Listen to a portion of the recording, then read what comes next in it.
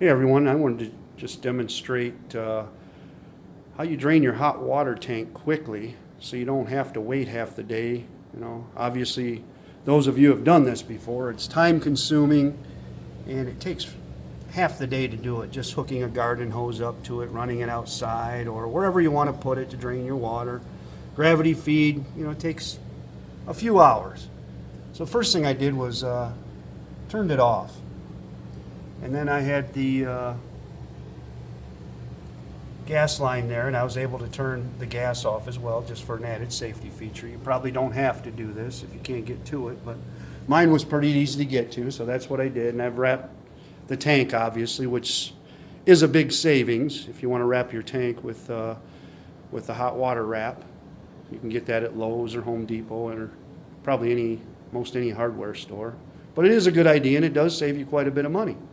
So what I did was I had this pump laying around, and you can see the garden hose go on each side, and I was trying to figure out how I can hook this up, because obviously I have to have a female end on each one of these. So I contemplated cutting a garden hose and making up my own. Well, I got to thinking here, I was looking around and I happened to have my washer right here, and I seen the two lines there, and I thought, oh, perfect. Hot and cold wash machine hoses. So I had a couple extras out in the garage. So that's what I did. I just hooked the pump up, hooked the inlet to the bottom of the tank, obviously. Hooked it to the pump on the one side, on the inside, and then the outside. I've got a slop sink right here, which is real convenient for me, right next to it. So that worked out good. And then I just went ahead and plugged the extension cord over there by the dryer. So what you do here is, once you get everything connected, as you can see here, and I'm going to point to it, there's a little turn knob here, but this doesn't turn it. You have to actually get a screwdriver and put it down inside the slot and just turn it to the left, counterclockwise, when you're all set up and ready to go. That's what I did first. Then I opened this valve on the side to give it some air. And then I went in the house and opened up the hot water in the bathroom and in the kitchen, just to give it some air. You want to have some air come in the top so the water will naturally come out the bottom.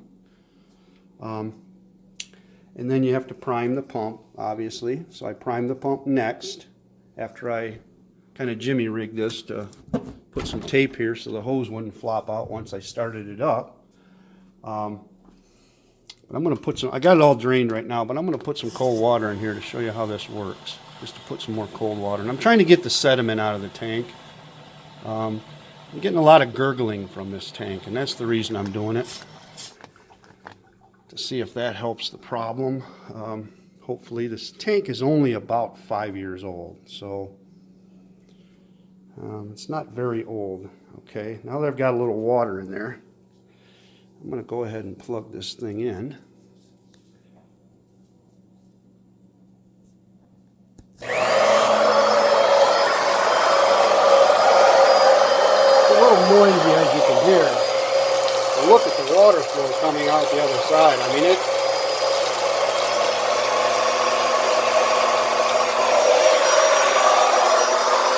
let me shut this pump off, because it's quite noisy. But I literally drained this tank in about 10 minutes time. I mean, it just works great. It's a perfect setup. I didn't get a whole lot of sediment, as I was expecting to get more. So if it continues doing what it's doing and gurgling really loud, then I'll have to look a little deeper and see if I can't find something else. But I just wanted to share this with everybody, and the setup takes longer than the actual pumping of the water out of it, so it's not really that bad.